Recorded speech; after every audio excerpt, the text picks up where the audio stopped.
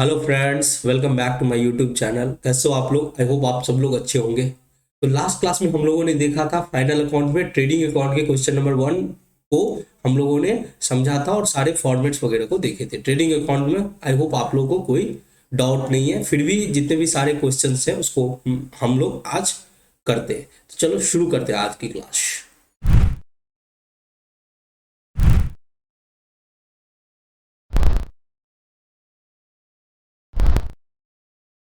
फटाफट हम लोग देख लेते हैं। क्वेश्चन 2 क्या बोल रहा है कि 31 मार्च 2018 को 31 मार्च 2018 को आपको ट्रेडिंग अकाउंट बनाना है। From the following details for the year ended 31 March 2018 prepare a trading account. अब क्वेश्चन में ट्रेडिंग अकाउंट किसका बनाना है वो तो नहीं दिया हुआ है। ट्रेडिंग अकाउंट बनाना है तो यहाँ पे क्वेश्चन नंबर 2 इसको कर दो। ठीक है, ट्रेडिंग अकाउंट ऑफ बनाना कब है? 31 मार्च 2018 को, यानी कि 31 मार्च 2018। चलो बाबू, फॉर्मेट में क्या रखोगे बाबू? Debit credit particulars amount rupees, particulars amount rupees. ठीक है, सबसे पहले क्या पिक करना है? सबसे पहले हम लोग को लेना है ओपनिंग स्टॉक। तो चलो फटाफट खोजते हैं हम लोग ओपनिंग स्टॉक को। तो देखो ओपनिंग स्टॉक कितना दिया हुआ है, शुरू में ही दे दिया है आपको 90,000। कितना दिया है? 90,000। ये जो ओपनिंग स्टॉक है किस डेट का होगा बाबू? अगर हम 2018 के 31 मार्च को बुक्स क्लोज कर रहे हैं यानी उसका फाइनल अकाउंट बना रहे हैं, तो इसका मतलब ये शुरू कब हुआ होगा? ये साल शुरू कब हुआ होगा? 1/4/2017। 1/4/2017 में शुरू हुआ, तब ना 12 महीना के बाद 31 मार्च 2018 को खत्म हुआ। यानी ये जो ओपनिंग स्टॉक है वो कब का है? 1/4/2017 का। ठीक है, ये परचेज सेल ये सब पूरे साल भर का है। ठीक है, और ये क्लोजिंग स्टॉक जो होगा वो कब का होगा? 31 मार्च 2018 का। मैं ये क्यों बता दिया? क्योंकि कभी कभी आपको ओपनिंग और क्लोजिंग ऐसे लिख के नहीं दिया रहेगा। आपको दिया रहेगा कि स्टॉक 1/4/17 को इतना है, स्टॉक 31 मार्च 2018 को इतना है। तो देखो जब भी कभी साल शुरू होता है, कभी अगर मार्च में क्लोज हो रहा है, ध्यान देना 31 मार्च को क्लोज हो रहा है, इसका मतलब शुरू हुआ होगा अप्रैल में, 1 अप्रैल को, यानी 1/4 को। 1/4 को शुरू हुआ यानी 1/4/2017 को शुरू हुआ, तब जाके फिर दिसंबर, फिर जनवरी, फरवरी, मार्च 2018 को खत्म हुआ होगा। क्लियर? और एक होता है कि दिसंबर में साल क्लोज हो रहा है, दिसंबर 31, इसका मतलब शुरू कब हुआ होगा? जनवरी में। तो जनवरी में अगर शुरू होता है तो दिसंबर में खत्म होता है, और अप्रैल में शुरू होता है तो मार्च में खत्म होता है। तो ये चीज 2 कैलेंडर ईयर चलता है। अभी भी इंडिया में 2 टाइप का कैलेंडर ईयर चलता है, बाहर में भी इस तरह का कैलेंडर ईयर चलता है। तो चलो बाबू, ओपनिंग स्टॉक हमने 90,000 लिख लिया। उसके बाद हम लोग फटाफट खोजेंगे परचेज को।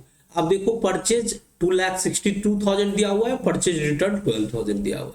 तो आप क्या करोगे? परचेज को लिखोगे अंदर में, बाहर नहीं करेंगे, क्योंकि हमको परचेज रिटर्न को क्या करने हैं? घटा लेने। 262,000 रिटर्न कितने घटाने हैं? 12,000 आपको लेस करने हैं परचेज रिटर्न। परचेज रिटर्न को क्या करने हैं? लेस करने हैं। चलो देखो, आप लोग फाइनल अकाउंट सीख रहे हो तो बहुत मजा आ रहा होगा आई होप, क्योंकि यही बेसिकली आपका मेन बेस होता है अकाउंट्स का। क्योंकि आपको इसी से आपको ये पता चलता है कि अकाउंट्स हम लोग क्यों करते हैं। अकाउंट से ही हमको पता चलता है कि हमारा प्रॉफिट कितना हुआ है, लॉस कितना हुआ है। तो चलो परचेज में से परचेज रिटर्न घटाए तो कितना हो गया? 2,50,000। कितना हो गया? 2,50,000। ठीक है, अब बात करते हैं सेल्स की। सबसे पहले फटाफट खोजो सेल्स। सेल्स है 5,25,000। सेल्स कितना है? 5,25,000। उसमें से क्या घटेगा? सेल्स रिटर्न घट जाएगा, सेल्स रिटर्न। अब देखो सेल्स रिटर्न कितना है बाबू? 10,000, 10,000। तो 5,25,000 में से 10,000 घटाओगे कितना आएगा? 5,15,000। चलो अब हम लोग क्या करेंगे? इस साइड क्लोजिंग स्टॉक भी आता है, इस साइड क्लोजिंग स्टॉक आता है, और इस साइड सारा का सारा डायरेक्ट एक्सपेंसेस आएगा। मैंने आपको बता दिया डायरेक्ट एक्सपेंसेस का मतलब होता है फैक्ट्री को चलाने में परचेज से लेके रॉ मटेरियल से लेके फैक्ट्री फाइनल प्रोडक्ट तक बनाने में जो खर्चे होते हैं वो डायरेक्ट एक्सपेंसेस कहलाते हैं। यहाँ पे आएंगे क्लोजिंग स्टॉक। तो क्लोजिंग स्टॉक यहाँ पे दिया हुआ है 82,000, तो लिख लिया 82,000। बाकी सारे जो डायरेक्ट एक्सपेंसेस है उसको मैं यहाँ पे लिखूंगा। मजदूरी ये डायरेक्ट एक्सपेंसेस है। वेजेज 30,000, चलो नोट कर लो। कैरेज इनवार्ड, कैरेज इनवार्ड क्या होता है? जब आप रॉ मटेरियल खरीद के अपने फैक्ट्री इन करते हो तो उस टाइम में जो भाड़ा देते हो, मजदूरी जो देते हो, जो आपका सामान लेके आता है उसको जो भाड़ा देते हो, वो कैरेज इनवार्ड कहलाता है। उसको कैरेज ऑन परचेज के नाम से भी हम लोग जानते हैं, उसको कैरेज ऑन परचेज भी बोल सकते हैं।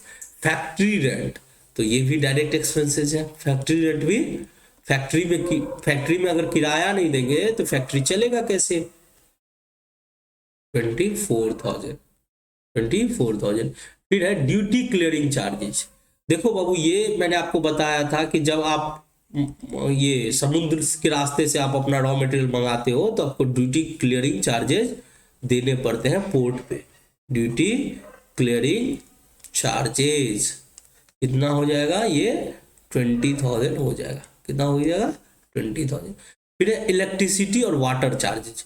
अब देखो, बिना इलेक्ट्रिसिटी और वाटर के फैक्ट्री कैसे चलेगा बाबू? बताओ, तुम ही लोग बताओ। तो जो चीज फैक्ट्री को चलाने में जो खर्चे होते हैं, ऑफिस को चलाने में जो खर्चे होते हैं, वो इनडायरेक्ट एक्सपेंसेस होते हैं, और फैक्ट्री को चलाने में जो खर्चे होते हैं वो डायरेक्ट एक्सपेंसेस होते हैं। ठीक है, तो इलेक्ट्रिसिटी और वाटर चार्जेस, इसको हम लोग डायरेक्ट एक्सपेंसेस मानेंगे और यहाँ पे दिखाएंगे कितना? 16,000। तो आपका सारा हो गया। आप लोगों को मैंने ये होमवर्क दिया था, तो आई होप आप लोग बना के लाए होंगे। तो फटाफट मिला लो, जोड़ लो, जो भी आएगा वो आपका ग्रॉस प्रॉफिट आएगा। टोटल करके जोड़ लेना, आपका ग्रॉस प्रॉफिट आएगा। ठीक है, चल, तो हम लोगों ने क्वेश्चन नंबर 2 बहुत आसानी से कंप्लीट कर लिया। तो आगे बढ़ते हैं हम लोग क्वेश्चन 3 की ओर। तो हम लोग का सफर शुरू हो रहा है अब क्वेश्चन नंबर 3 यहीं से पढ़ के सुना देता हूं। 31 मार्च 18 को समाप्त होने वाले वर्ष के लिए व्यापारिक खाते बनाइए। आपको क्या बनाना है? व्यापारिक खाते। तो आपको एडजस्टेड परचेज दिया हुआ है, ये सब दिया हुआ है, इससे आपको ट्रेडिंग अकाउंट बनाना है। कब का? 31 मार्च 2018। हम लोग क्या करेंगे? यहां से करेंगे क्रॉप और लेके जाएंगे आगे न्यू पेज पे। चलो, इसको एक फॉर्मेट हम लोग फिर से आपको सिखा देते हैं, फॉर्मेट बनाना। देखो, फॉर्मेट जो होता है किसके बुक में बनाना है, वो अगर आता तो हम जरूर नाम दे देते कि ट्रेडिंग अकाउंट इसका है, ट्रेडिंग अकाउंट ऑफ। नहीं है तो डॉट डॉट दे दो। जिस पीरियड के लिए बनाना है उसमें लिखेंगे फॉर द ईयर एंडेड। अब देखो, किस, ये जो है 31 मार्च 18, ये समाप्त हो रहा है साल, उसके लिए बना है, तो इसीलिए फॉर द ईयर इंडेड लिखेंगे। ठीक है, उसके बाद डेट है, वो डेट डाल देंगे। उसके बाद हम लोग स्केल लेंगे और इस स्केल से फटाफट हम लोग फॉर्मेट बना लेंगे। देखो, ये है आपका फॉर्मेट।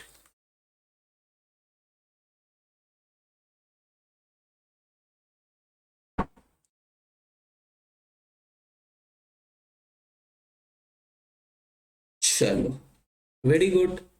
तो हम लोगों ने फॉर्मेट ड्रॉ कर लिया। Debit, credit,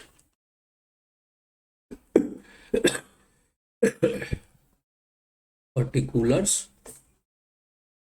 amount, particulars, amount. इसका अच्छे से इस चैप्टर का प्रैक्टिस कर लो, क्योंकि यही चैप्टर आपको क्लास 12 में भी काम आने वाले हैं। ठीक है, चलो,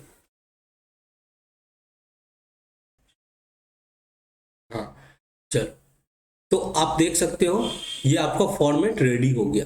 ये बेसिकली ये ट्रेडिंग अकाउंट का फुल फ्लेज फॉर्मेट है। मैं इसको ये यहाँ से कॉपी कर लेता हूँ, कॉपी कर लेता, एक मिनट, इसको मैं यहाँ से लेके यहाँ तक कॉपी कर लेता हूँ। कॉपी करके इसको मैं यूज कर लूंगा अगले क्वेश्चन में। न्यू पेज, ठीक है। चलो अब इस क्वेश्चन को देखो, इस क्वेश्चन का कितना नंबर है, थर्ड नंबर क्वेश्चन, तो थर्ड नंबर मैंने यूज कर लिया। अब चूंकि हमको नाम नहीं दिया हुआ, बस 31 मार्च 2018 को बनाना है, तो मैं यहाँ पे लिख लेता हूँ 31 मार्च 2018, ठीक है। चलो अब सबसे पहले हमको क्या खोजना है, ओपनिंग स्टॉक, तो सबसे पहले खोजो ओपनिंग स्टॉक। अब यहाँ पे आप कंफ्यूज करोगे, ठीक है। यहाँ पे एडजस्टेड परचेज दिया हुआ है, क्या दिया हुआ है, एडजस्टेड परचेज, ठीक है। तो ऐसे केस में जब आपका एडजस्टेड परचेज दिया हुआ रहता है, तो अगर एडजस्टेड परचेज दिया हुआ रहता है तो फिर ओपनिंग स्टॉक और क्लोजिंग स्टॉक ब्लैंक आता है। क्या मैंने बोला कि अगर आपको एडजस्टेड परचेज दिया हुआ है, क्या दिया हुआ है, एडजस्टेड परचेज दिया हुआ है, तो ओपनिंग स्टॉक और क्लोजिंग स्टॉक ट्रेडिंग अकाउंट में नहीं आता है। अब देखो एक फॉर्मूला होता है कॉस्ट ऑफ गुड सोल्ड का, कॉस्ट ऑफ गुड सोल्ड को ही हम लोग एडजस्टेड परचेज भी बोलते हैं। Adjusted purchase, cost of good sold यानी कि खरीदने में जो खर्चा लगता है उसको एडजस्टेड परचेज बोलते हैं। ये होता है ओपनिंग स्टॉक, क्या होता है, opening stock plus purchase minus closing stock, opening stock plus purchase minus closing stock. तो चूंकि इस एडजस्टेड परचेज में ओपनिंग स्टॉक और क्लोजिंग स्टॉक ऑलरेडी इसमें इंक्लूड रहता है, इसीलिए अगर हमको कभी एडजस्टेड परचेज आपके क्वेश्चन में दिया रहे तो ये मान लेना कि इसमें ओपनिंग स्टॉक और क्लोजिंग स्टॉक ऑलरेडी इंक्लूड है, इसीलिए हम अलग से ओपनिंग स्टॉक और क्लोजिंग स्टॉक को नहीं दिखाएंगे। क्लियर, इसका मैं नोट भी एक लिखा देता हूं जिससे कि आप लोगों को क्लैरिटी मिलेगा। तो आप अपने बुक में लास्ट पेज के लास्ट में, यानी कि जब फॉर्मेट बना लिया, फॉर्मेट के नीचे में ऐसे नोट करके लिख लो, ठीक है। नोट में ये लिख लो कि अगर एडजस्टेड परचेज दिया रहता है, नोट, अगर एडजस्टेड परचेज दिया हो, अगर एडजस्टेड परचेज दिया हो तो उसमें ओपनिंग एंड क्लोजिंग स्टॉक का एडजस्टमेंट ऑलरेडी किया जाता है।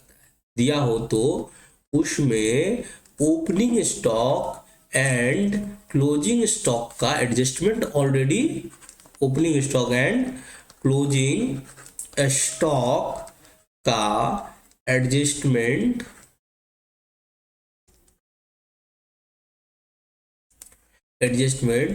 ऑलरेडी हुआ रहता है, ऑलरेडी हुआ रहता है, इसीलिए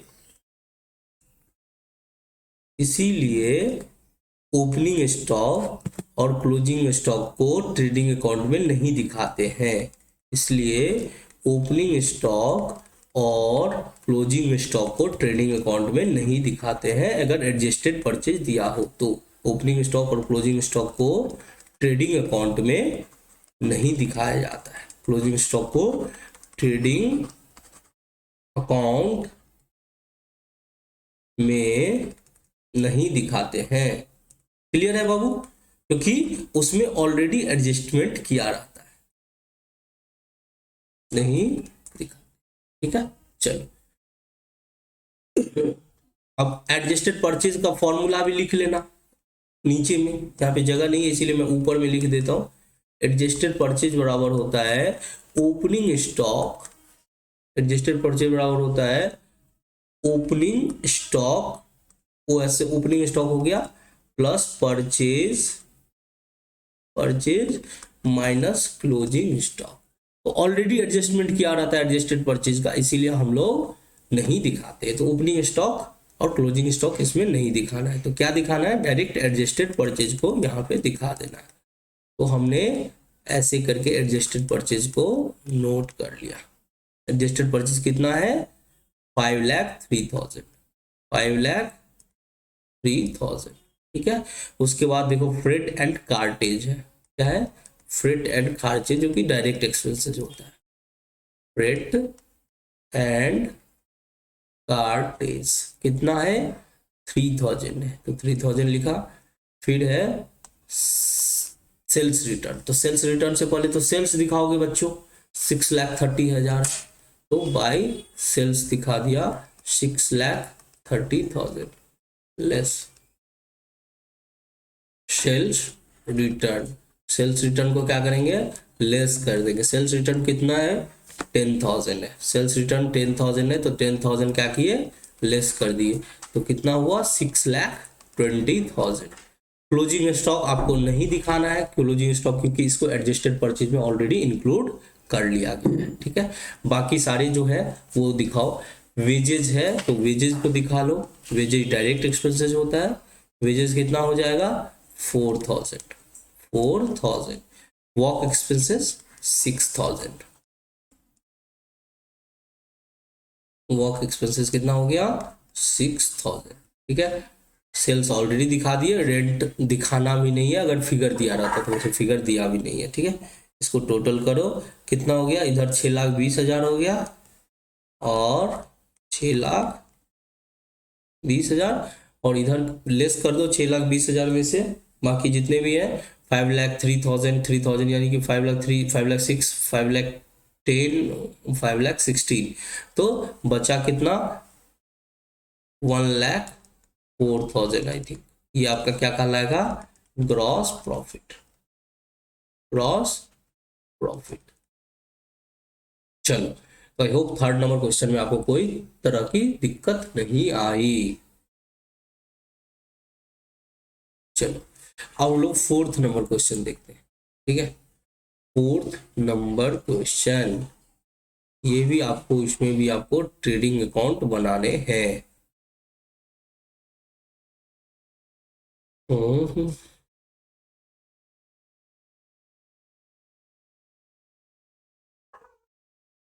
चलो, तो इस फॉर्मेट को हम लोग यहाँ से कॉपी कर लेते हैं और यहाँ पे पेस्ट कर देंगे।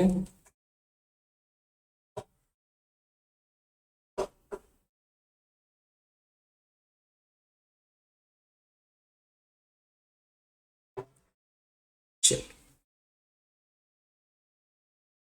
इसको यहाँ पे रख दिए। चलो, अब आप लोग देखो इसको थोड़ा सा,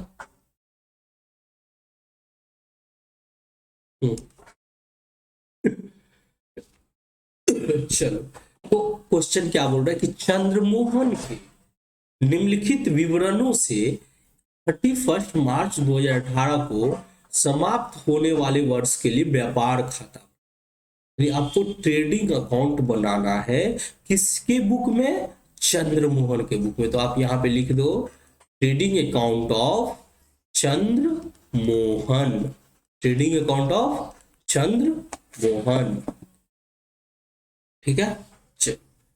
फॉर द ईयर एंडेड, अब कब के लिए बनाना है, 31 मार्च 2018, तो 31 मार्च 2018, ठीक है। चलो, अब हम लोग देखेंगे फटाफट। बस एक ही चीज याद रखना है कि अगर एडजस्टेड परचेज दिया है तो ओपनिंग स्टॉक और क्लोजिंग स्टॉक को अलग से नहीं दिखाना है, ठीक है। बाकी 31 मार्च 18 आपको स्टॉक दिया हुआ 1/4/17 यानी 31 मार्च 18 को बुक्स क्लोज हो रहा है, तो शुरू कब हुआ होगा, 1/4/17 को। इसका मतलब ये जो स्टॉक दिया हुआ है ये ओपनिंग है, ये जो स्टॉक दिया हुआ है ये कौन सा स्टॉक है, ओपनिंग है। तो हम लोग लिखेंगे फटाफट यहाँ पे to opening stock. Opening stock कितना दिया हुआ है, 6,000 दिया हुआ है, ओपनिंग स्टॉक 6,000। फिर आपको परचेज भी दिया हुआ है, क्या दिया हुआ है, परचेज। तो देखो परचेज को नोट करो, परचेज में कुछ एडजस्टमेंट भी है। देखो परचेज है 34,600 का, परचेज कितना है 34,600 का। इसको अंदर में रखना है क्योंकि मैं देख चुका हूं कि परचेज रिटर्न भी है। देखो परचेज रिटर्न है ना, कितने का, 1200 का। तो हम लोग परचेज रिटर्न को क्या करेंगे, लेस कर देंगे। परचेज रिटर्न को क्या करेंगे, लेस करेंगे। आप लोग फुल फॉर्म लिखना, मैं शॉर्ट फॉर्म में लिख दिया परचेज रिटर्न, लेकिन फुल फॉर्म में आप लोग जरूर लिखना इसको।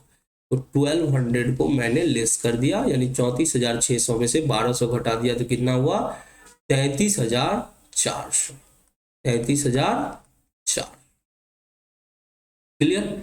चलो अब बात करते हैं किसकी, आगे क्या है देखो, आगे है सेल्स। सेल्स है, बोला है इसमें सेल टैक्स रिकवरी 4600 है, 4600। देखो सेल टैक्स रिकवरी क्या होता है इसको समझो। सेल टैक्स रिकवरी क्या होता है, सेल टैक्स रिकवरी बेसिकली ये होता है जीएसटी। आपको पता है कि जीएसटी क्या होता है, सरकार का होता है।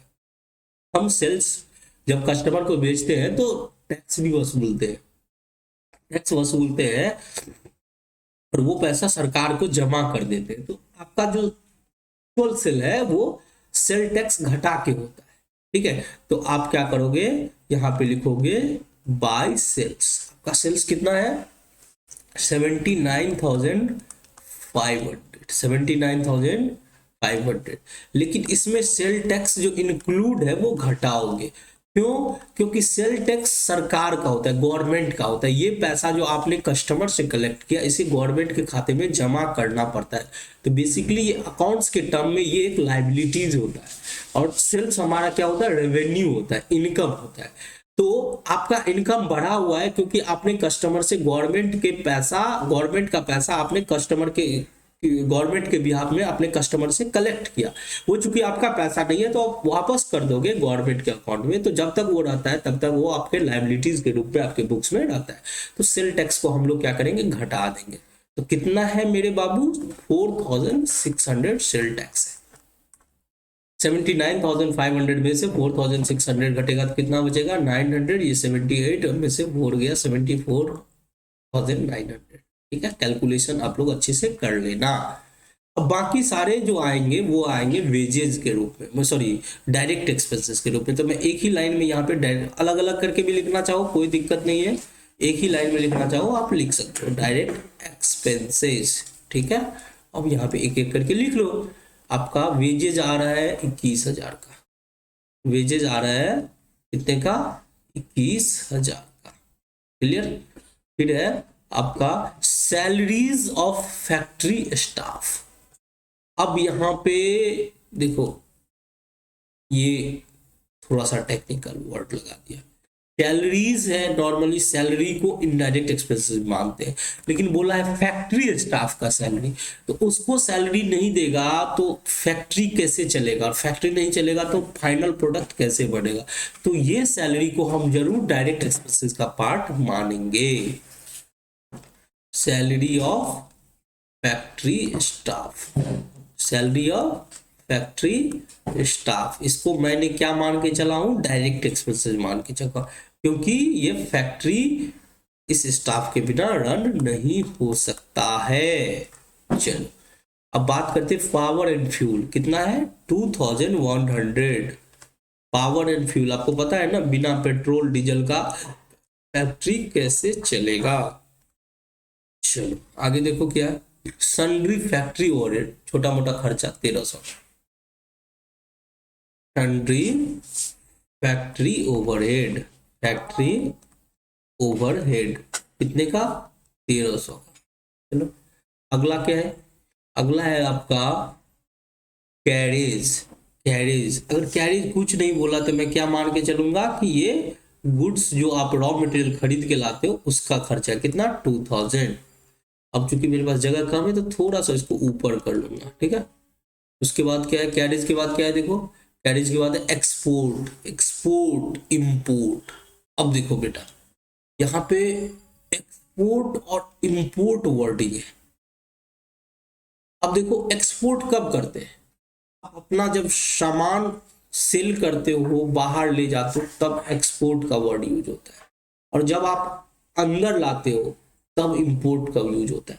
तो एक्सपेंसेस जो होता है हमेशा इंपोर्ट एक्सपेंसेस डायरेक्ट एक्सपेंसेस होता है, एक्सपोर्ट एक्सपेंसेस कभी भी डायरेक्ट एक्सपेंसेस नहीं होगा। तो इंपोर्ट्स लेना है, क्यों, वर्ड को समझो। अगर हम निर्यात कर रहे हैं यानी हम अपना सामान किसी दूसरे कंट्री में ले जाके बेच रहे हैं तो वो होता है एक्सपोर्ट।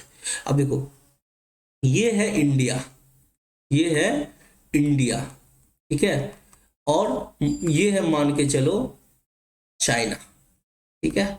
तो चाइना से अगर कोई सामान रॉ मटेरियल ला रहे ये हुआ इंपोर्ट। इसका मतलब हुआ परचेज किए। इंपोर्ट कब होता है? परचेज करते हैं तब, ठीक है। कोई सामान रॉ मटेरियल खरीद के ला रहे हैं तो इसको इंपोर्ट बोलते हैं। और जब सेल कर रहे हैं चाइना को, यानी कि ले जा रहे हैं, तो ये होता है एक्सपोर्ट, इसको सेल बोला जाता है। तो मैंने आपको क्या बोला कि जब भी परचेज से रिलेटेड खर्चा होगा तो वो डायरेक्ट एक्सपेंसेस होगा, इसीलिए हम लोग एक्सपोर्ट को नहीं दिखाने वाले, किसको दिखाने वाले हैं? इंपोर्ट को, ठीक है। कितना है इंपोर्ट? 14,100, 14,100। फिर क्या है? फ्रेट है। फ्रेट कितना है? 1,000, ठीक है। अब इसको कैलकुलेट करो, इसको। और हाँ, क्लोजिंग स्टॉक नहीं दिखाया है, इधर क्लोजिंग स्टॉक दिखा दो, क्लोजिंग स्टॉक दिखा दो। तो क्लोजिंग स्टॉक दिखाओगे तो कितना आएगा? 17,500। चलो फटाफट इसको कैलकुलेट करके देखो, तो कैलकुलेट करके मुझे बताओ कि कितना हुआ है, फिर हम लोग आगे बढ़ते हैं। चलो, तो यहां तक नोट कर लिए। चलो, अब आप लोग कैलकुलेट किए होंगे तो आपको आंसर यहां पे मैच नहीं किया। क्यों? क्योंकि मैंने आपको क्या बताया कि जब हम बाहर भेजते हैं सेल करने के पॉइंट ऑफ व्यू से, उसको एक्सपोर्ट बोला जाता है। तो ये जो एक्सपोर्ट है 8,500, ये क्या है आपका? ये आपका इनकम है। तो इनकम को सेल्स में तो ऐड करेंगे, तो यहां पे हम इंपोर्ट एक्सपोर्ट इनकम लिख सकते हैं, ठीक है। तो यहां पे एक्सपोर्ट लिखेंगे कितना? 8,500। क्लियर है? देखो, आप समझो चीज को, अगर आप इंडिया से बाहर ले जाते हो तो वो परचेज का पार्ट होता है, इसीलिए इंपोर्ट को मैंने इधर दिखा दिया एक्सपेंसेस के रूप में डेबिट साइड में। लेकिन अगर एक्सपोर्ट को भी उसी साइड लिखाएंगे तो गलत हो जाएगा, क्योंकि एक्सपोर्ट का मतलब हुआ कि आप अपना माल बाहर गए हो, विदेश में बेचे हो, तो वो एक प्रकार का सेल हो जाता है, और सेल हमेशा क्रेडिट साइड में आता है। तो मैंने एक्सपोर्ट को कहां दिखाया? क्रेडिट साइड में दिखाया।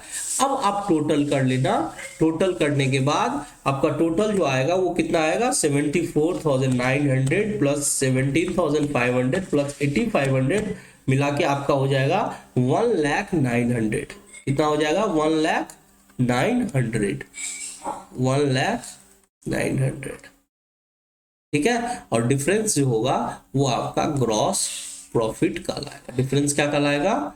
Gross profit. कितना? ये 5,000 आपका हो जाना चाहिए। वैसे मैं कैलकुलेट कर लेता हूं, 6,000 minus 33,400 minus 21,000 minus 15,000 minus 2,100 minus 1,300 minus 2,000 minus 14,100 minus 1,000 बराबर 5,000। क्लियर है? इसमें आपने जो इंपॉर्टेंट चीज सीखा वो क्या सीखा? वो सीखा कि एक्सपोर्ट जो है क्रेडिट साइड में होता है, क्योंकि ये लाइक सेल्स की तरह होता है। ये किसके तरह होता है? सेल्स की तरह होता है, ठीक है। और दूसरा इंपोर्ट जो होता है ये परचेज की तरह होता है। ये किसकी तरह होता है? परचेज की तरह होता है। तो ये दो चीज आपके लिए शायद नया होगा, ठीक है। आप लोग वीडियो को पॉज करके एक क्वेश्चन नोट कर लो, ठीक है। चलो, तो हम लोग आगे बढ़ते हैं।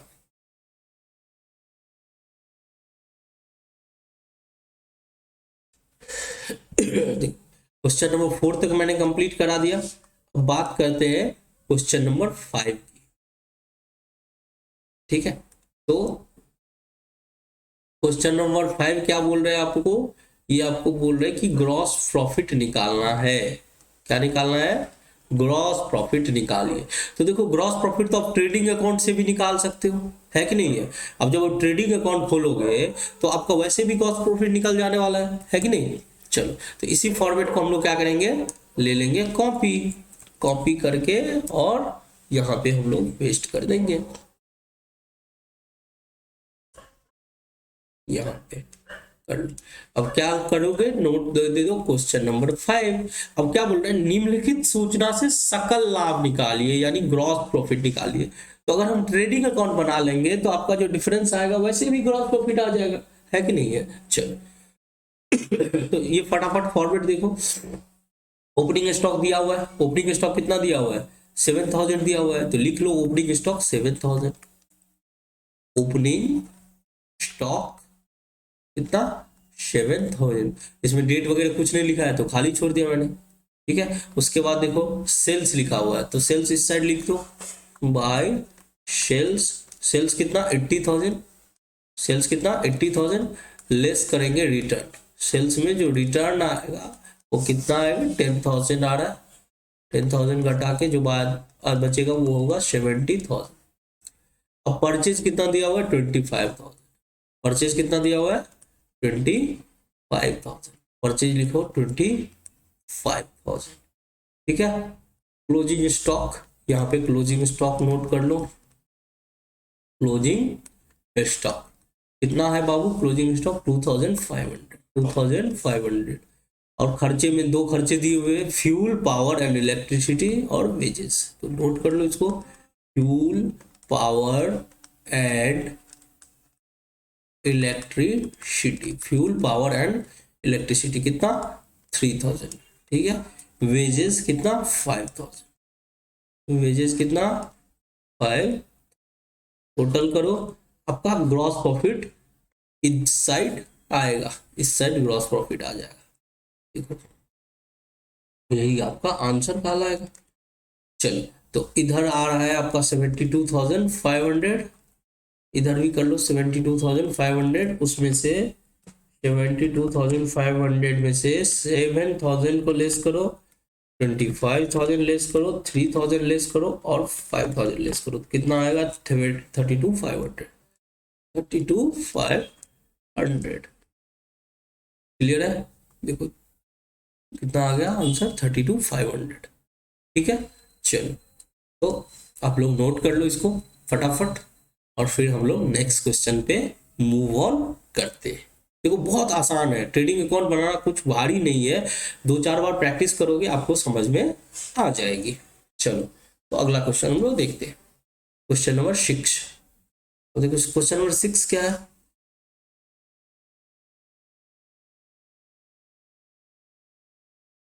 क्वेश्चन नंबर 6 क्या है? निम्नलिखित आंकड़ों से पुस्तक विक्रेता विनोद द्वारा 31 मार्च 2018 को समाप्त होने वाले वर्ष के लिए उपार्जित सकल लाभ की गणना कीजिए।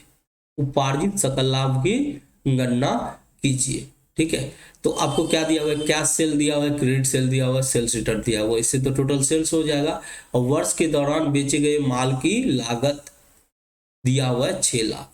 देखो इसको हम ट्रेडिंग अकाउंट में नहीं भी बनाएंगे तो हम लोग इसको वैसे भी बना सकते हैं। कैसे बनाएंगे बाबू? देखो इसको देखो, आपको जब भी कभी ग्रॉस प्रॉफिट निकालना हो तो ग्रॉस प्रॉफिट बराबर फॉर्मूला होता है।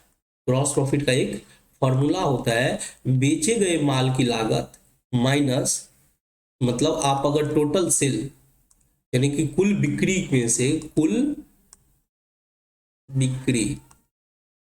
बिक्री में से बेचे गए माल की लागत अगर हटा देंगे तो आपका ग्रॉस प्रॉफिट कहलाएगा। बेचे गए माल की लागत, यानी कि मैं जो बोल रहा हूं, मैं क्या बोल रहा हूं? मैं बोल रहा हूं कि ग्रॉस प्रॉफिट का फॉर्मूला होता है, एक ग्रॉस प्रॉफिट का एक फॉर्मूला होता है कि टोटल सेल्स बोलो या इसको बोलो नेट सेल्स में से अगर आप कॉस्ट ऑफ गुड्स सोल्ड घटा देते हो, क्या घटा देते हो? कॉस्ट ऑफ गुड्स सोल्ड, तो आपका ग्रॉस प्रॉफिट आ जाता है। अब नेट सेल्स कैसे निकलेगा? नेट सेल मतलब क्या होता है कि आपका कुल बिक्री में से रिटर्न घटा दो तो आ जाता है, यानी कि cash sales plus credit sale, यानी नगद बिक्री प्लस उधार बिक्री दोनों मिला के कुल बिक्री हो जाएगा। Cash sale plus credit sales minus sales return, उसमें से अगर आप रिटर्न घटा लो तो आपका नेट सेल हो जाता है। तो अब देखो कैश सेल्स कितना है बाबू? कैश सेल है 5 लाख। कैश सेल कितना है?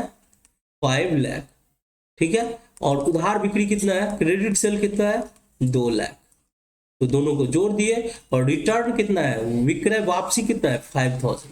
तो वापस ही घटा दिए, यानी कि आपका 7 लाख में से 5,000 घटा रहे हैं, तो यानी 6,95,000 आपका नेट सेल्स आ गया। कॉस्ट ऑफ गुड्स सोल्ड आपको दिया हुआ है, वर्ष के दौरान बेचे गए माल की लागत 6 लाख आपको दिया हुआ है, तो आपका ग्रॉस प्रॉफिट फटाफट निकल जाएगा। ग्रॉस प्रॉफिट बराबर क्या हो जाएगा, नेट सेल निकल गया 6,95,000, बेचे गई माल की लागत 6 लाख है, तो आपका जो नेट ग्रॉस प्रॉफिट आएगा वो कितना आएगा, 95,000 आएगा। ग्रॉस प्रॉफिट कितना आ जाएगा, वो आपका 95,000 आ जाएगा। देखें, ये आपका आ गया 95,000। आई होप आपको समझ में आ गया होगा कि ग्रॉस प्रॉफिट बराबर होता है जब आप टोटल विक्रय को, टोटल सेल्स को, अगर हम कॉस्ट ऑफ गुड्स सोल्ड यानी कि कुल बिक्री को अगर बेचे गए माल की लागत यानी जितना बेचे उसका कॉस्ट, आप देखो ट्रेडिंग अकाउंट जो बनाते हो वही तो करते हो, सेल्स को क्रेडिट साइड में रखते हो, बाकी सारे खर्चे को डेबिट साइड में, यानी कि जो सामान बेचे उसका जितना लागत आया, उस सामान को बनाने में जो तो जितना लागत आया उसको डेबिट साइड में रख लेते हो, और जितना बचा हुआ था उसको क्रेडिट साइड में क्लोजिंग स्टॉक यानी उसको भी माइनस कर लेते हो, तो यानी कि नेट खर्चे को आप लेस करते हो, ठीक है, उससे आपका ग्रॉस प्रॉफिट आ जाता है। यहाँ भी वही कर रहे हैं, आप टोटल बिग सेल्स को यानी कैश सेल क्रेडिट सेल दोनों को जोड़े, उसमें जो सेल्स रिटर्न है उसको घटाया, और बाकी जितना खर्चा किए उसको बेचने तक में जो मतलब बेचे गए हैं उसके जो लागत आई उसको घटा दिए, तो वो हमारा ग्रॉस प्रॉफिट बन गया। ठीक है, चलो ये भी हो गया। हम 7 नंबर क्वेश्चन की बात करते हैं। किसकी बात करते हैं, 7 नंबर क्वेश्चन की। तो ये देखो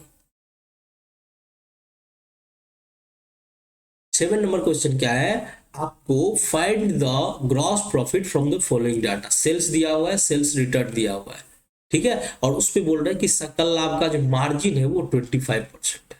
अब देखो इसको, इस तरह के क्वेश्चन को आराम से आप लोग बना सकते हो। देखो सेल्स दिया हुआ है, सेल्स कितना दिया हुआ है, 1,02,000, आपको पता है उसमें से रिटर्न घट जाता है, सेल्स रिटर्न क्या हो जाएगा, घट जाएगा, कितना 2,000 घट जाएगा, तो आपका जो नेट सेल आएगा वो 1 लाख आएगा। नेट सेल कितना आएगा, 1 लाख। ठीक है, अब आपको मार्जिन कितना बोला है, ग्रॉस प्रॉफिट कितना बोल रहा है, ग्रॉस प्रॉफिट बोल रहा है 25% ऑन कॉस्ट, ऑन कॉस्ट। अब यहां पे देखो बाबू 25% ऑन कॉस्ट बोल रहा है। इससे पहले भी मैंने आपको शायद ट्रेड डिस्काउंट में इस तरह का कॉन्सेप्ट आपको बताया था कि जब अगर बोले, अब चूंकि आपको दिया हुआ है सेल्स और आपको बोल रहा है कि जो प्रॉफिट आएगा वो कॉस्ट पर 25% आएगा, तो कॉस्ट को मान लो 100 रुपया, कॉस्ट को क्या मान लो, कॉस्ट को मान लो 100 रुपया, ठीक है, प्रॉफिट बोल रहा है 25%, कॉस्ट को मान लो 100 रुपया, प्रॉफिट है 25%, तो सेल प्राइस जो है ऑटोमेटिकली 125 हो जाएगा ना। लागत बोला क्या है, ग्रॉस प्रॉफिट कितना बोल रहा है, 25% कॉस्ट के ऊपर, तो यानी कॉस्ट हम सेल अगर सेल के ऊपर रहता 25%, ऑन सेल रहता तो इसका 25% कैलकुलेट कर लेते, लेकिन वो तो नहीं है, हमको बोल रहा है कॉस्ट के ऊपर है, तो कॉस्ट को हम 100 रुपया मान लिए, तो प्रॉफिट बोल रहा है कि कॉस्ट पे 25% है, यानी 100 पे 25 रुपया प्रॉफिट है, तो सेल कितना हो गया, 125 रुपया। सेल पे 125 रुपया, तो प्रॉफिट का परसेंटेज कितना आया, सेल पे profit percentage, gross profit percentage on sales, sales के ऊपर कितना आया, तो प्रॉफिट 25 है और सेल 125 है, इंटू 100 कर दो, तो 25 पंचे 125, 25 पंचे 125, यानी कि 20% जो है वो ग्रॉस प्रॉफिट का सेल्स के ऊपर जो प्रॉफिट का जो परसेंटेज है वो 20% है। कितना है, 20%। तो हम लोग बोलेंगे 25% ऑन कॉस्ट यानी कि 20% ऑन सेल, 20% ऑन सेल, तो यानी 1 लाख का 20% करेंगे तो कितना आ जाएगा, ग्रॉस प्रॉफिट 20,000 आ जाएगा। ग्रॉस प्रॉफिट कितना आ जाएगा, 20,000। आप ये वर्किंग भी लिख लेना कि कॉस्ट हमने 100 माना, इसको वर्किंग नोट कर देना, वर्किंग नोट कर देना। कॉस्ट 100 माना तो प्रॉफिट 25 आया, तो सेल आया 125, तो gross profit on percentage on sales कितना आया, 25/125 इंटू 100 यानी 20% आया, तो 20% ऑन सेल आया, तो 1 लाख का 20% यानी 20,000 आपका प्रॉफिट आ गया। आई होप आपको इसमें कोई दिक्कत नहीं हुई। तो हम लोगों ने ट्रेडिंग अकाउंट यानी ग्रॉस प्रॉफिट से रिलेटेड सारा क्वेश्चन कंप्लीट कर लिया, ठीक है। आपको अभी तक अगर कोई भी क्वेरी आए तो जरूर आप मुझे कमेंट सेक्शन में बताइएगा कि सर यहाँ पे दिक्कत हो रही है। ठीक है, तो फिर मिलते हैं अगले क्लास में, क्योंकि अभी आपका ग्रॉस प्रॉफिट का कॉन्सेप्ट खत्म हुआ, ट्रेडिंग खत्म हुआ, तो अगले क्लास में हम लोग प्रॉफिट एंड लॉस यानी नेट प्रॉफिट निकालना सीखेंगे। तो फिर मिलते हैं अगले क्लास में, तब तक के लिए जय हिंद। चलो।